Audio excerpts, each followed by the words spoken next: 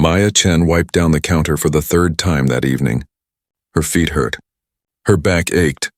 She had been at Rosie's diner since 2 in the afternoon, and it was now almost 8 at night. The rain outside came down hard, making gray streaks against the windows. Only 4 tables had customers. It was a slow Tuesday, and slow Tuesdays meant small tips. She looked at her watch. 2 more hours until closing. Then she could go home, sleep for 5 hours, and wake up for her morning classes at nursing school. Maya was tired all the time now. She worked at the diner 4 nights a week and took classes during the day. Her student loans grew bigger every semester. Her father's medical bills still came in the mail, even though he had died 6 months ago. The door chimed. Maya looked up and saw a woman pushing a wheelchair. A small boy sat in the wheelchair. He looked about 7 years old. The woman was thin and wore an old jacket that looked too big for her. Her hair was pulled back in a simple ponytail. She held an umbrella in one hand and pushed the wheelchair with the other. Maya watched as the other 2 waitresses turned away. Sarah pretended to be busy with menus. Lisa suddenly found something very important to do in the kitchen. Maya knew why. Customers with wheelchairs took longer. They needed more space. Sometimes they ordered less food but stayed longer. The other waitresses did not want to waste time on a table that might leave a small tip. Maya grabbed 2 menus and walked over.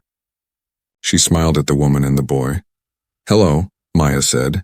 "Welcome to Rosie's. You can sit anywhere you like." The woman looked surprised. Then she smiled back, but her smile looked tired.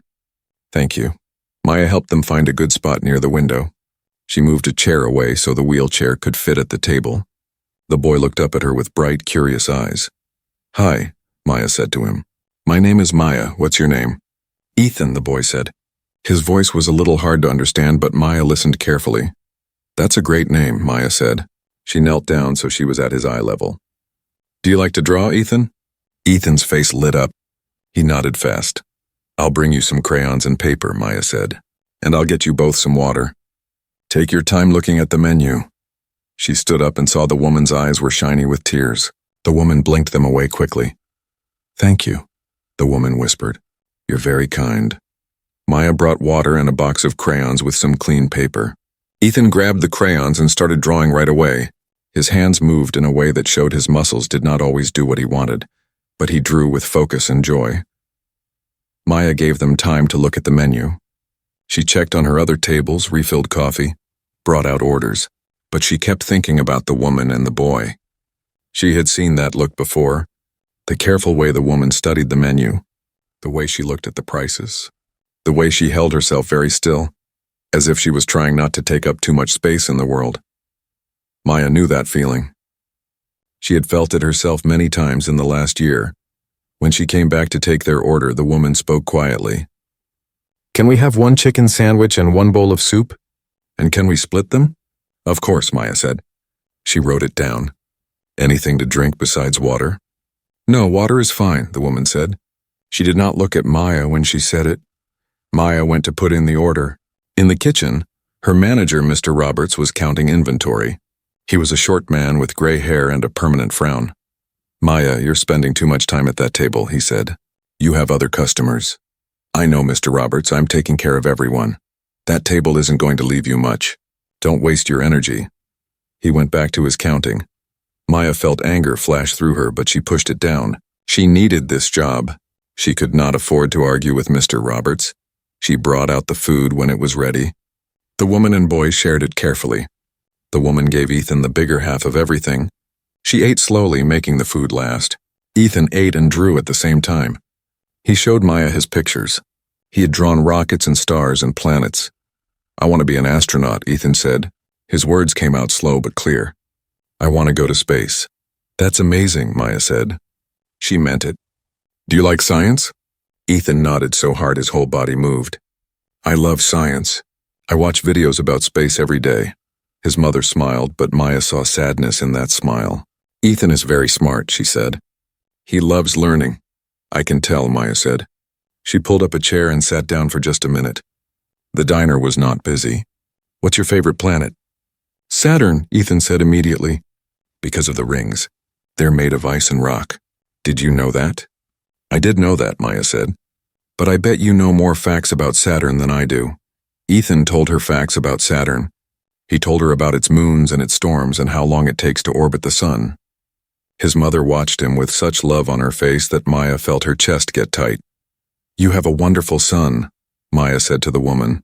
"Thank you," the woman said. "My name is Jennifer, by the way. I should have introduced myself earlier." "It's nice to meet you, Jennifer." Maya looked at them both. She made a decision. "I'll be right back." She went to the kitchen and scooped a bowl of ice cream. The diner gave free desserts to kids sometimes, but you had to ask Mr. Roberts first. Maya did not ask. She brought the ice cream to Ethan. "This is for you," she said. The kitchen made an extra one by mistake. "Really?" Ethan's eyes went wide. "We can't pay for that," Jennifer said quickly. She looked worried. "No charge," Maya said. "It was a mistake. It will just get thrown away if no one eats it." Jennifer looked like she wanted to argue, but Ethan was already smiling at the ice cream. "Thank you," Jennifer said softly. "Thank you so much." Maya went back to her other tables. She brought checks and cleared plates. But she kept watching Jennifer and Ethan. They made the meal last almost an hour. Jennifer helped Ethan eat his ice cream. They talked quietly together. Ethan showed her all his drawings. When Maya came back to refill their water, Jennifer started talking. Maybe it was because Maya had been kind. Maybe it was because she looked tired too. And Jennifer recognized someone else who knew how hard life could be. "I work 3 jobs," Jennifer said quietly. "None of them give me enough hours for health insurance. Ethan needs physical therapy twice a week. It costs so much money. I'm trying to save for a better wheelchair for him. The one he has now is from the hospital. It's old and heavy." Maya sat down again. "I understand. My father was sick for 2 years before he died. Cancer. The bills nearly destroyed us. I'm still paying them off." Jennifer reached across the table and squeezed Maya's hand. 2 women who were struggling. 2 women who were trying so hard to keep going. "What are you studying?" Jennifer asked. "You said something about school?" "Nursing," Maya said. "I want to be a pediatric nurse. I want to help kids." "That's beautiful," Jennifer said. "The world needs more nurses like you will be." They talked more. Jennifer told her about having Ethan when she was young. About his father leaving when Ethan was diagnosed with cerebral palsy. About her family turning their backs on her. About working and barely making enough money to survive. Maya told her about nursing school. About working nights and studying during the day. About being so tired that sometimes she fell asleep during lectures. About wondering if she would ever finish school, or if she would have to drop out because of money. "Don't drop out," Jennifer said firmly. "You're going to be an amazing nurse." "I can tell." Mr. Roberts walked past their table. He looked at Maya and tapped his watch. Maya stood up. "I should let you finish," she said. "We're almost done," Jennifer said. She looked embarrassed. "I know we've been here a long time." "I'm sorry." "Don't be sorry," Maya said. "Stay as long as you want." But she knew they could not stay much longer. It was getting late. The diner would close soon. Jennifer finally asked for the check. Maya brought it over. The total was $24.50. Jennifer opened a small coin purse and counted out quarters, dimes, nickels, and pennies. She counted very carefully. She put $25 on the table. "I'm sorry the tip isn't more," Jennifer said. Her face was red. "I wish I could leave more." "Don't apologize," Maya said. "This is generous, really." Jennifer and Ethan got ready to leave. Ethan took one of his drawings, the one with the biggest rocket, and gave it to Maya. "For you," he said, "because you were nice to me." Maya felt tears in her eyes. She took the drawing carefully. "Thank you, Ethan. I love it. I'm going to keep this forever." She helped them to the door. She held the umbrella while Jennifer got Ethan into their old car parked outside. The car looked like it might not start. But it did, and they drove away into the rain. Maya stood in the doorway for a minute, watching their taillights disappear. Then she went back inside to clean the table. She picked up the $25. She folded it and put it in her apron pocket. Then she picked up the napkin to throw it away. Something fell out. An envelope. Her name was written on the outside in neat handwriting. Maya's hand started to shake. She opened the envelope. Inside was a letter and a check. She looked at the check first.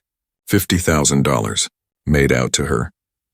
From an account she did not recognize, her legs felt weak. She sat down hard in the booth where Jennifer and Ethan had been sitting. This could not be real. This had to be a joke, someone playing a cruel trick. But the check looked real. The paper felt real. And the letter, when she unfolded it with shaking hands, explained everything. Maya read the letter 3 times. Her eyes blurred with tears, so she had to wipe them away to see the words clearly. The letter said that someone had been watching her tonight. Someone had seen how she treated Jennifer and Ethan, how she knelt down to talk to Ethan at his level, how she brought him crayons and ice cream, how she sat with them and made them feel like they mattered. The letter said that the world needed more people like Maya. That kindness was rare and should be rewarded. That the check was real, not a loan, and had no strings attached. The money was hers to use however she needed. The letter ended with simple instructions. Use the money to finish nursing school, and when she could, pay the kindness forward to someone else. It was signed only, "A friend who believes in nursing angels." Maya's hands would not stop shaking. She looked around the diner. There were only 2 other customers left, and she did not recognize either of them. Who had left this? Who had been watching her? She stood up fast and went to find Mr. Roberts. He was in the back office doing paperwork. "Mr. Roberts," Maya said. Her voice came out strange and high. "Did you see who was sitting in the corner booth tonight? The one by the kitchen door?" He looked up, annoyed at being interrupted. "What? No, why?" "Someone left me something. I need to know who it was. How should I know? I don't watch every customer." He went back to his paperwork. "Clean up your section. We close in 20 minutes. Maya went back out to the floor. She found Sarah, one of the other waitresses. "Sarah, did you see who was in the corner booth tonight?" Sarah thought about it. "I think it was an old man. He paid cash and left. I didn't really look at him." "What did he look like?" "I don't know. Old gray hair, maybe?" "Maya, what's going on?" But Maya could not explain. She needed to think. She needed to figure out what to do. She finished her shift in a daze. She cleaned tables and counted out her register, but her mind was somewhere else. The check was folded in her pocket. It felt like it was burning through her clothes. When she got home to her small apartment, it was almost midnight. She lived alone in a studio that cost too much money for how small it was. The heat did not work well and the neighbors were loud, but it was hers. She sat on her bed and took out the check again. $50,000. She had never seen that much money in her life. Her hands were still shaking. What if it was fake? What if she tried to deposit it and got in trouble? What if this was some kind of scam? She could not sleep. At 6 in the morning, she called the bank. The number was printed on the check. A woman answered, and Maya asked if the check was real. "I'll need to verify some information," the woman said. "Can you give me the check number?" Maya read out all the numbers. She heard typing on a computer. "Yes, this check is valid," the woman said. "The account has sufficient funds. You can deposit this check at any of our branches." Maya's breath caught in her throat. "Are you sure? This is real?" "Yes, ma'am. Is there anything else I can help you with today?" Maya hung up.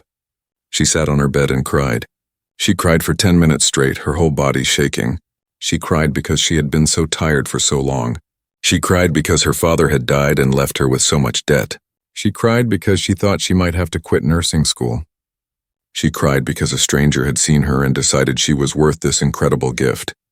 When she stopped crying, she made a plan. First, she would go to the bank and deposit the check. Then, if it really cleared, she would pay off her father's medical bills. Then she would pay her tuition for the rest of nursing school. Then she would save the rest for rent and food so she could cut back her hours at the diner and focus on studying. At 9 o'clock, she went to the bank. Her heart pounded the whole time. The bank teller looked at the check and raised her eyebrows. "This is a large check," the teller said. "It will take a few days to clear. Is it real?" Maya asked. "Please tell me if it's real."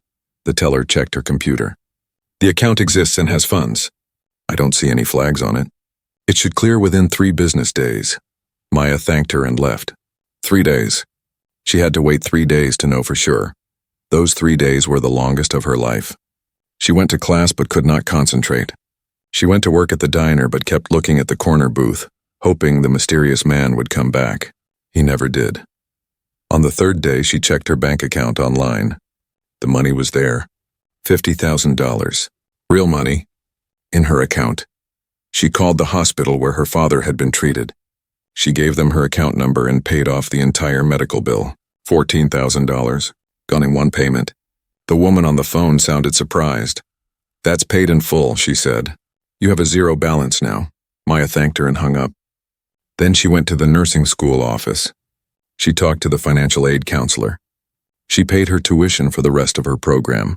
"Another $12,000. You're paid through graduation," the counselor said. "You won't owe us anything." Maya walked out of that office and sat on a bench outside. She looked at the sky. It was a clear blue day, no clouds. She felt like she could breathe for the first time in years. That night at the diner, she told Mr. Roberts that she needed to cut her hours. She could only work 2 nights a week now. She needed to focus on school. He was not happy.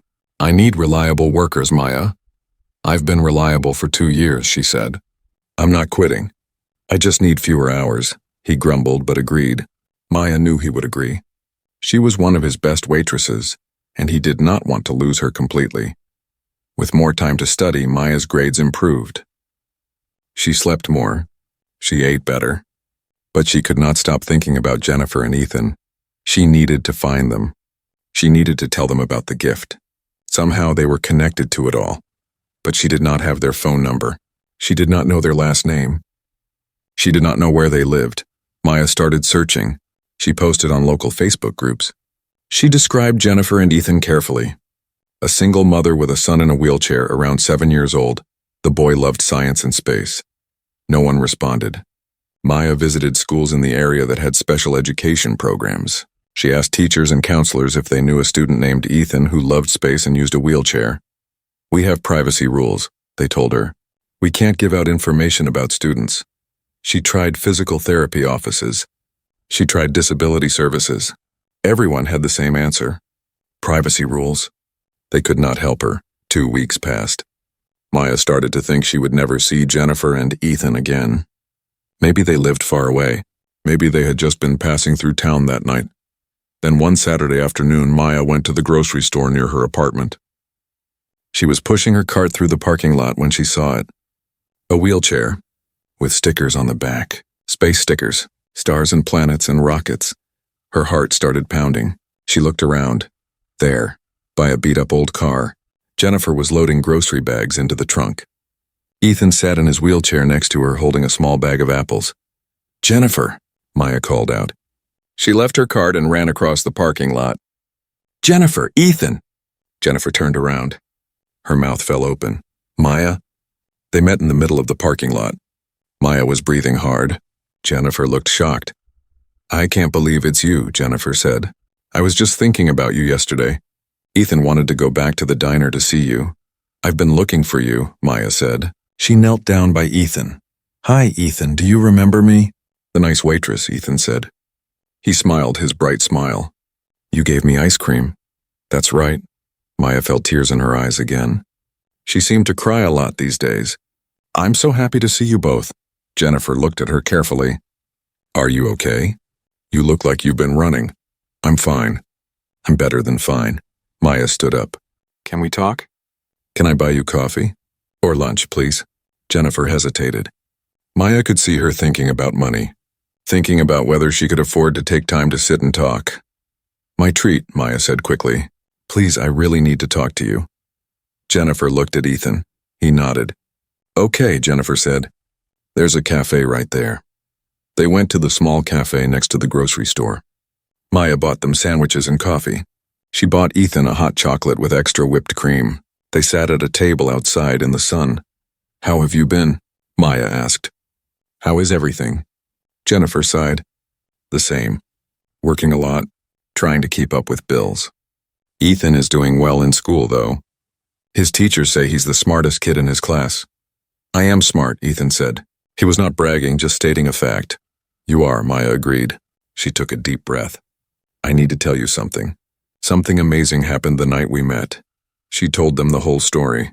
About the envelope, the check, the letter, the mysterious person who had watched her treat them with kindness and decided to change her life. Jennifer's eyes got bigger and bigger as Maya talked. $50,000, she whispered. "Maya, that's incredible." "It changed everything," Maya said. "I paid off my debts. I paid for school. I can actually become a nurse now."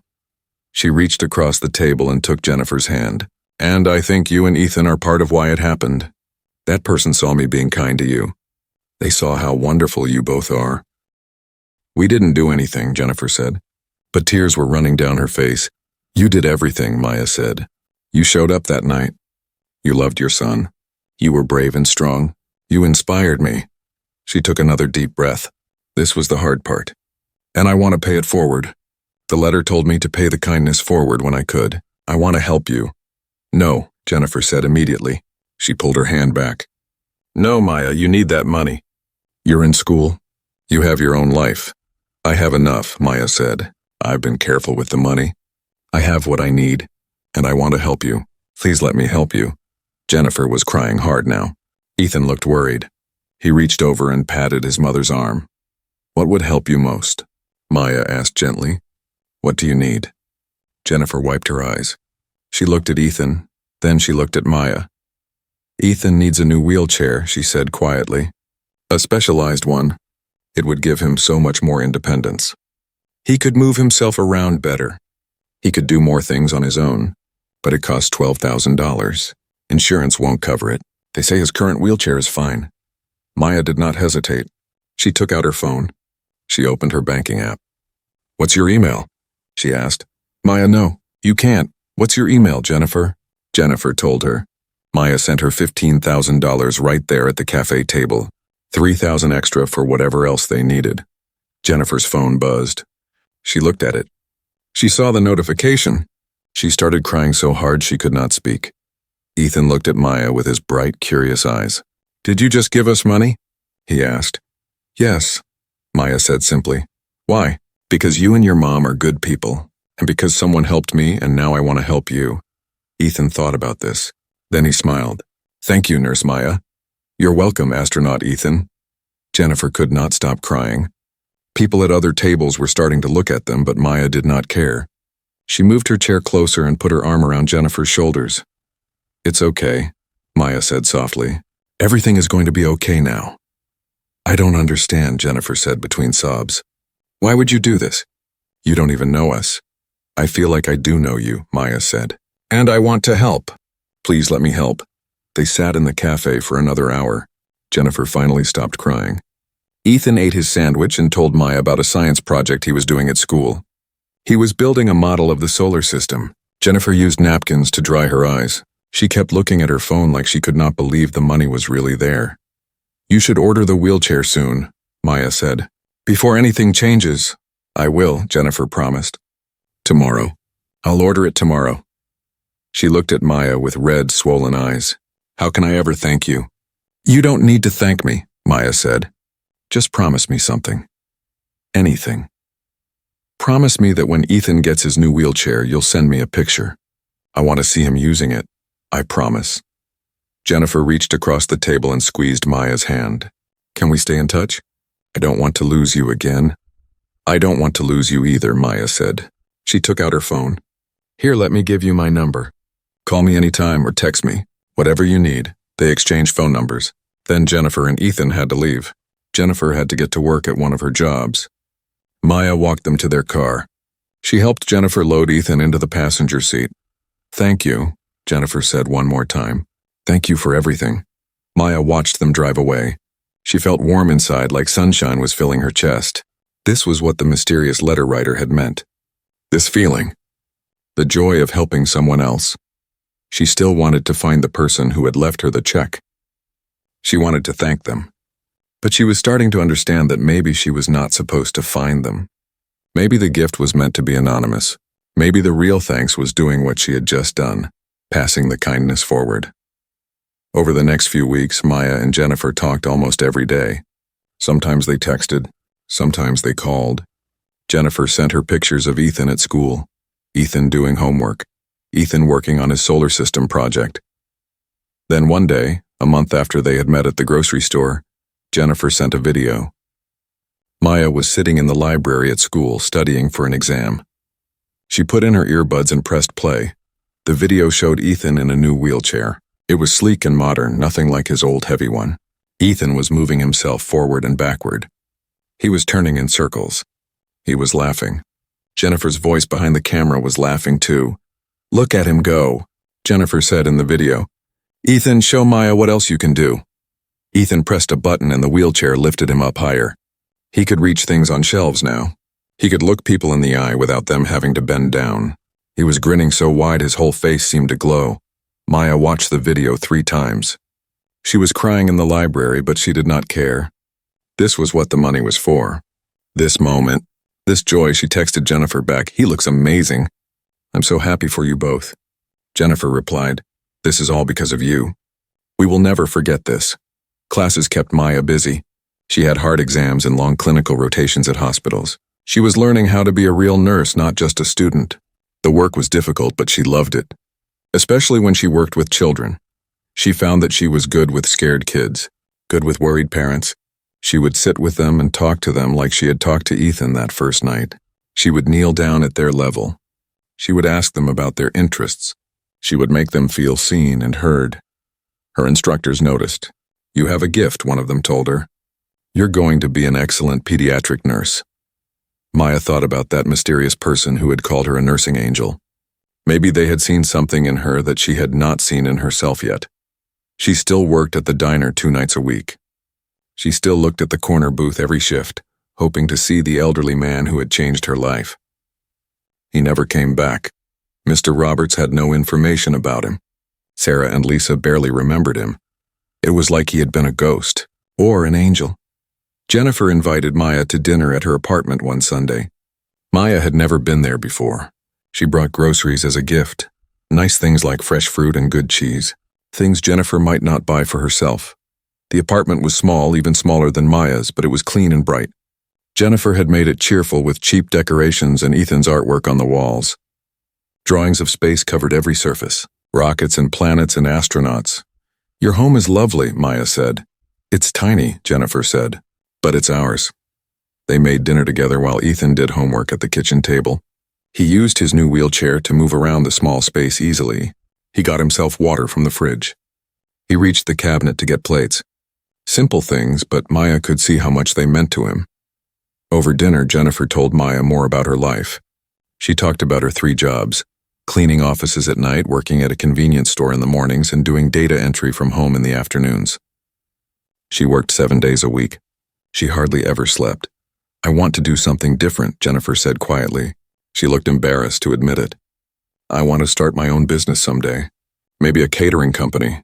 I love to cook." "But that's just a dream." "I don't have time or money for dreams." "Dreams are important," Maya said. "Don't give up on them." "What about you?" Jennifer asked. "What's your dream? Besides being a nurse?" Maya thought about it. "I want to help people like you and Ethan, families who are struggling. I want to make sure they get treated with dignity and respect. I want to change how the medical system works, how it sees people who don't have money." "You will," Jennifer said. "I know you will." After dinner, Ethan showed Maya his room. It was very small, just big enough for a bed and a desk. But he had glow-in-the-dark stars on his ceiling. He had books about space stacked everywhere. "When I'm an astronaut," Ethan said seriously, "I'm going to take my mom with me to space, so she can see how beautiful Earth looks from far away." "She would love that," Maya said. Her throat felt tight. This child had every reason to be angry at the world, but instead he was full of hope and love. "And you can come too," Ethan added. "Because you're nice to us." Maya hugged him carefully. "Thank you, Ethan.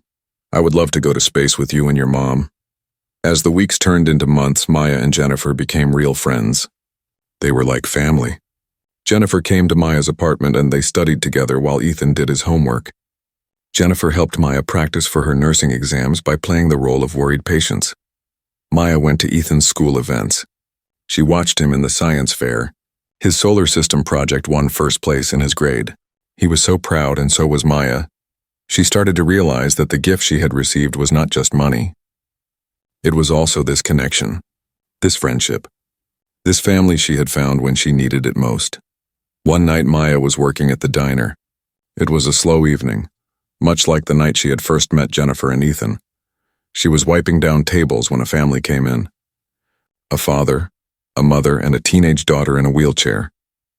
Maya watched as Sarah and Lisa both turned away, pretending to be busy. The same way they had done months ago, Maya grabbed menus and walked over to the family. She smiled at them. "Welcome to Rosie's," she said. "You can sit anywhere you like." The mother looked relieved. "Thank you." Maya helped them get settled. She moved a chair so the wheelchair could fit. She knelt down and smiled at the teenage girl. "Hi, I'm Maya. What's your name?" The girl was shy. She looked down. "Emma, that's a beautiful name," Maya said. "I'll bring you some water. Take your time with the menu." As she walked away, she felt the same warmth in her chest that she had felt that first night with Jennifer and Ethan. This was why she was becoming a nurse. This was her purpose. The family stayed for over an hour. They talked and laughed. The parents looked less stressed as the meal went on. Emma smiled more. When they left Maya a nice tip and a thank you note on the receipt. "You were wonderful," the note said. "You made our daughter feel special." Maya folded the note and put it in her apron pocket right next to Ethan's rocket drawing that she carried with her always. Mr. Roberts watched from behind the counter. "You spend too much time with tables that don't tip well," he said. "They tipped fine," Maya said. "You could make more money if you focused on the big spenders." Maya looked at him. "I don't do this job for the money, Mr. Roberts. I do it because people need to eat, and I can make them feel good while they do."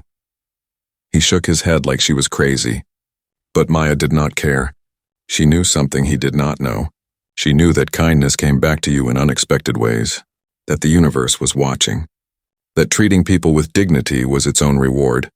But sometimes, like that rainy Tuesday night, the reward was bigger than you could ever imagine. Maya finished nursing school at the top of her class.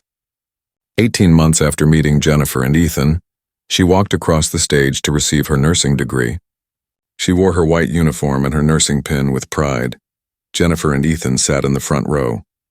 Jennifer held a sign that said, "Our Nurse Hero," in big letters. Ethan waved his arms when Maya's name was called. He cheered so loud that people laughed. After the ceremony, they took pictures together. Maya in her uniform, Jennifer and Ethan on either side of her. They looked like a family. They felt like a family. "I'm so proud of you," Jennifer said. She was crying happy tears. "You did it. We did it," Maya said. "I couldn't have done this without you and Ethan. You gave me hope when I needed it most." "You gave us more than hope," Jennifer said. "You gave us a future." Maya hugged them both tight. She thought about the mysterious person who had started all of this. The person who had seen her kindness and decided to reward it. She wanted to find them more than ever now. She wanted to tell them that their gift had not just changed her life. It had changed Jennifer's life and Ethan's life too. And it would change many more lives because Maya was going to spend her career helping people just like them. But the person remained a mystery. No matter how hard Maya looked, she could not find them. It was like they had never existed at all. Maya started her job as a pediatric nurse at Michigan Children's Hospital 2 weeks after graduation. She loved it immediately. Every day she worked with sick children and worried parents. Every day she used what Jennifer and Ethan had taught her, that kindness and dignity matter more than anything else. Her supervisors praised her work. Parents asked for her by name. Children smiled when they saw her coming. She was becoming the nurse she had always wanted to be, and she never forgot where it all started. On a rainy Tuesday night at Rosie's Diner, when a single mother and her disabled son taught her the true meaning of grace under pressure. 3 years had passed since that rainy Tuesday night. Maya was now a full nurse at Michigan Children's Hospital. She worked in the pediatric wing, helping children with all kinds of illnesses and injuries. Every day was hard, but every day was also rewarding. She had her own small apartment now, a better one with heat that actually worked. She had paid off all her debts. She had a little money saved. She was not rich, but she was comfortable. She was happy. Jennifer's life had changed too. She had quit 2 of her 3 jobs. With the extra money Maya had given her, she had been able to breathe. She had been able to think. And she had started her catering business. It started small. Jennifer made food for birthday parties and office meetings. She worked from her tiny apartment kitchen. But word spread. People loved her food. They loved her prices. They loved that she was a single mother trying to build something good. Within a year, Jennifer had enough clients to rent a small commercial kitchen space. Within 2 years, she had hired 3 other single mothers to help her. She offered them flexible hours so they could be with their children. She offered them decent pay. She offered them hope. I remember what it was like, Jennifer told Maya. Working 3 jobs and never seeing my son. I want to help other mothers avoid that. Ethan was 10 years old now. He was still the smartest kid in his class. He was still obsessed with space and science. His new wheelchair had given him confidence. He joined the robotics club at school. He won the science fair 3 years in a row. One day I really will be an astronaut, he told Maya. You'll see. I'll be the first astronaut who uses a wheelchair. I believe you, Maya said. And she meant it. Maya, Jennifer, and Ethan spent holidays together. Thanksgiving, Christmas, New Year's. They were a chosen family held together not by blood but by something stronger. By kindness, by love. By understanding what it meant to struggle and to survive. But Maya still thought about the mysterious person who had started it all. She looked for him everywhere. Every elderly man she saw, she wondered, could that be him? She went back to Rosie's diner sometimes, hoping he would appear. He never did. She had accepted that she would probably never find him. But she tried to honor his gift every single day. She treated every patient with kindness. She sat with worried parents and listened to their fears. She made children smile even when they were scared and hurting. One evening in late autumn, Maya was working the evening shift at the hospital. It was busy. Children with fevers, broken bones, asthma attacks. The emergency room was full. Nurses and doctors rushed from room to room. Around 8 o'clock, a family came in. A mother and father with their 5-year-old daughter. The little girl's name was Sophie. She had just been diagnosed with cerebral palsy. The parents looked devastated. The father's eyes were red from crying. The mother could barely speak. Maya took them to a quiet room. She checked Sophie's vital signs. The little girl was scared and confused. She did not understand why her parents were so upset. Will she have a normal life? The father asked Maya. His voice shook. Can she go to school? Will she have friends? Will she be happy? Maya sat down across from them. She thought about Ethan, about his bright eyes and his big dreams, about how his disability had never stopped him from being amazing. Your daughter can have a wonderful life, Maya said gently. Cerebral palsy is a challenge, yes, but it doesn't define who she is. She can go to school. She can have friends. She can be happy. She can do anything she sets her mind to. How do you know? The mother whispered. How can you be sure? Because I know a boy named Ethan, Maya said. He has cerebral palsy. He's 10 years old and he's the smartest, bravest, most joyful kid I've ever met. He wants to be an astronaut, and I believe he will be. She told them about Ethan, about his love of science, about his specialized wheelchair, about his mother who worked so hard to give him a good life.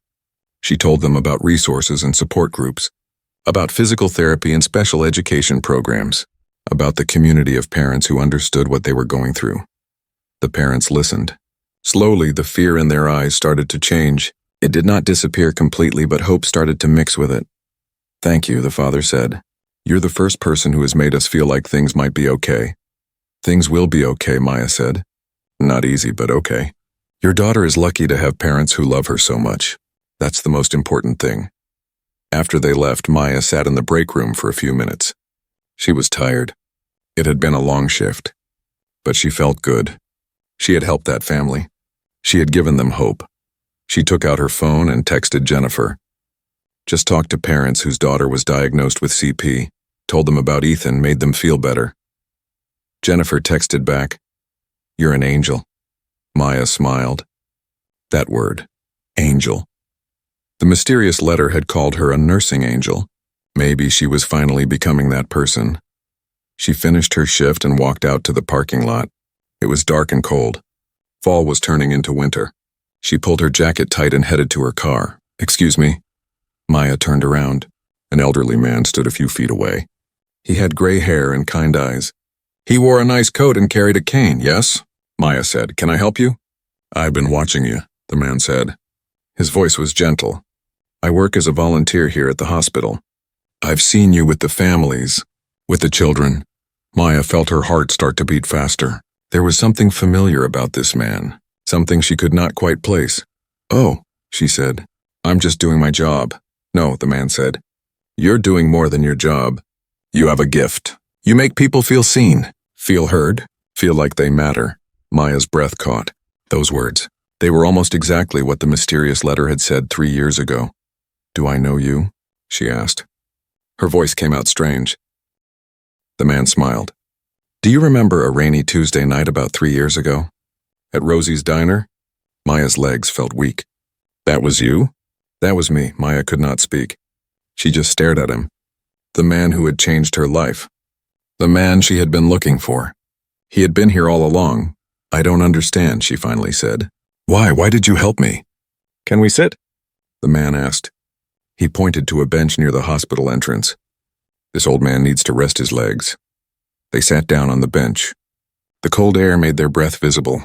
The man looked up at the dark sky for a moment before speaking. My name is Robert Chen, he said. 20 years ago, my granddaughter was born with cerebral palsy. She was the light of my life. Beautiful, smart, funny, but the world was not always kind to her. Maya listened quietly. She could hear the pain in his voice. People stared at her wheelchair. Robert continued. They talked to her like she was stupid, even though she was brilliant. Waiters at restaurants ignored us. Teachers at school had low expectations for her. It broke my heart every day. I'm sorry, Maya said softly. She died when she was 8 years old, Robert said. A complication from her condition. It's been 20 years, but I still miss her every single day. Tears ran down Maya's cheeks. She could not imagine that pain. After she died, I sold my business, Robert said. I made a lot of money, more than I could ever spend. And I decided to use that money to help people, to look for moments of kindness in the world and reward them. That night at the diner, Maya said, you saw me with Jennifer and Ethan. I did, Robert said. I was sitting in the corner booth. I always sit in corners so I can watch people. I saw how you treated that little boy. You knelt down to talk to him. You brought him crayons. You gave him ice cream. You made him feel important. He is important, Maya said. Exactly, Robert said. And you knew that. You saw it. Most people don't. Most people look at a child in a wheelchair and see the wheelchair first. You looked at Ethan and saw a boy who loved space. Maya wiped her eyes. I wanted to find you. To thank you. I've been looking for 3 years. I know, Robert said. I've been watching from a distance. I wanted to see what you would do with the money. If you would waste it or use it wisely. And? You exceeded all my hopes, Robert said. His eyes were warm. You finished nursing school. You became the kind of nurse my granddaughter needed but never had. You helped Jennifer and Ethan. You passed the kindness forward just like I asked. It changed my life, Maya said. Everything is different now because of what you did. No, Robert said. Everything is different because of what you did. I just gave you money. You gave people hope. You gave them dignity. You gave them love. That's worth more than any check I could write. They sat in silence for a moment. Cars drove past. The wind blew cold. But Maya felt warm inside. Why are you telling me this now? She asked. Why not stay anonymous? Because I have a proposal for you, Robert said. I've been thinking about it for a long time. I want to start a foundation, in my granddaughter's name, to help families who have children with disabilities, to provide financial support, resources, advocacy, and I want you to be part of it. Maya's eyes went wide. Me? You understand these families, Robert said. You know what they need. Not just money, though that helps. They need someone who sees them, who respects them, who believes in their children. I don't know anything about running a foundation, Maya said. You don't have to, Robert said. I have people who can handle the business side.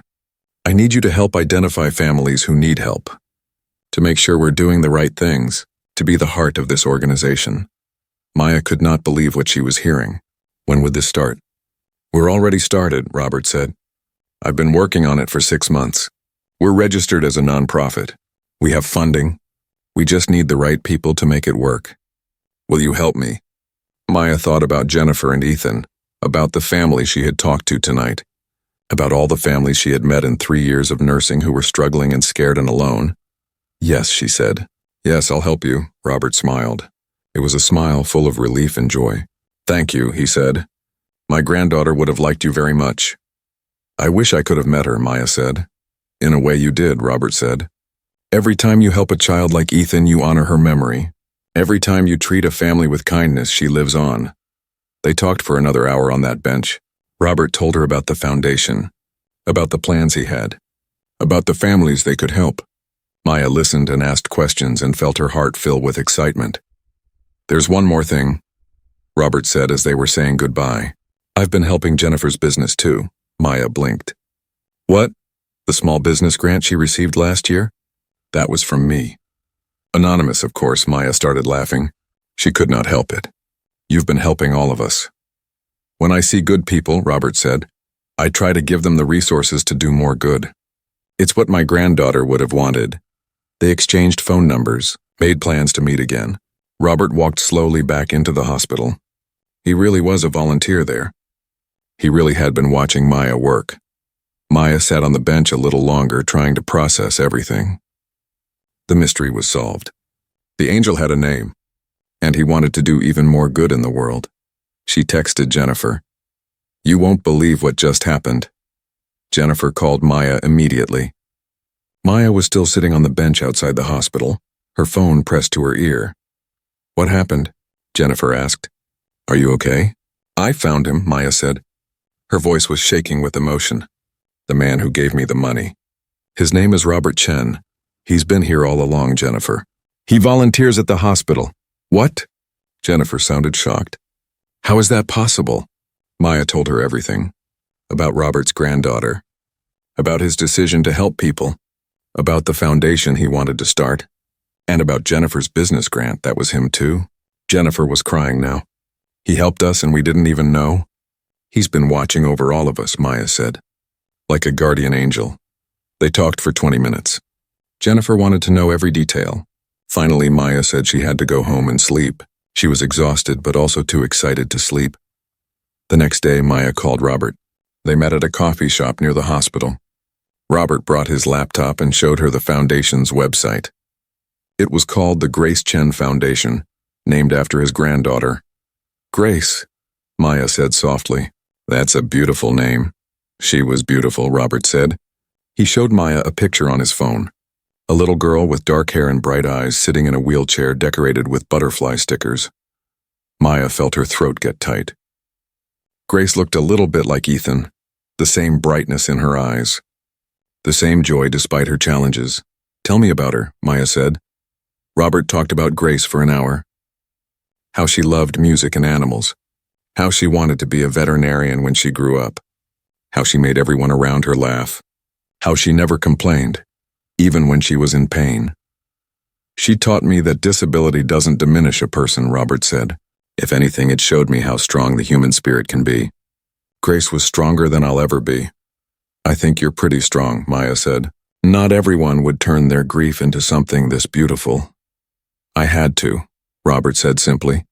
Otherwise, the pain would have destroyed me. They talked about the foundation's plans. They would provide financial assistance to families who had children with disabilities, help with medical bills, adaptive equipment, therapy costs. They would also create support groups and educational programs. They would advocate for better policies and more accessibility.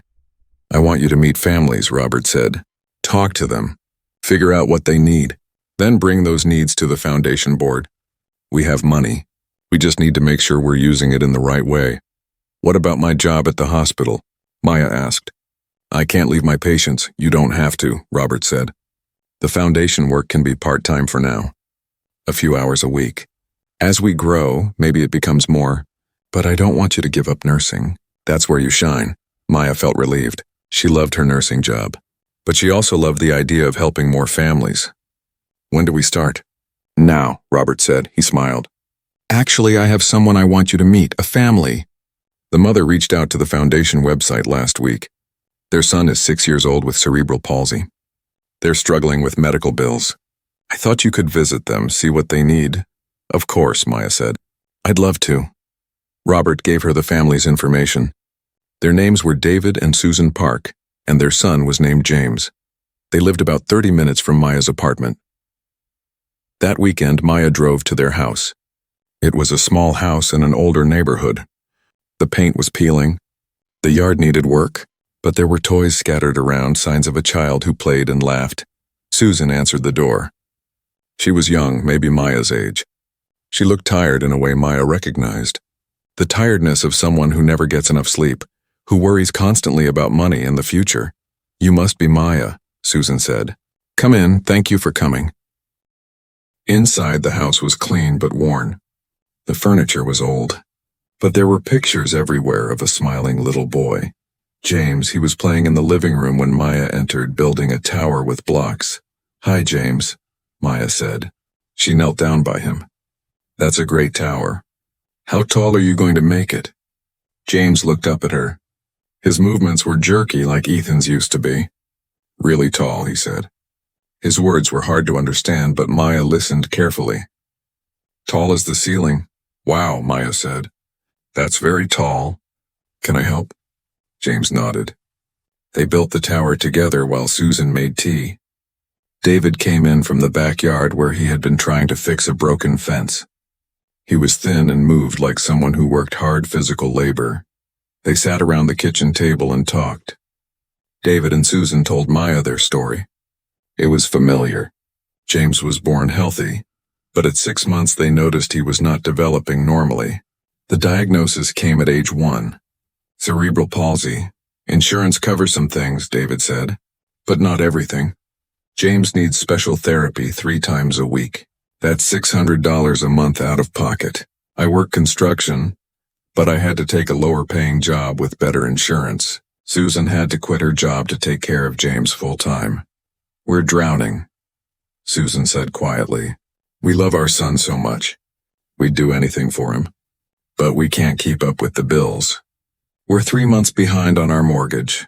Our car is breaking down. I don't know what we're going to do." Maya listened to all of it. She took notes.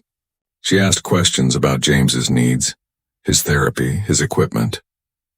She asked about their budget, their income, their expenses. "The foundation can help," Maya said. "That's why we exist. Let me talk to Robert and see what we can do." "We don't want charity," David said. He looked embarrassed. "We want to work. We want to provide for our family." "This isn't charity," Maya said gently. "This is support. There's a difference. You're already working hard. You're already doing everything right. Sometimes life is just unfair. Sometimes people need help." "That's okay," Susan started crying. "We've been so ashamed.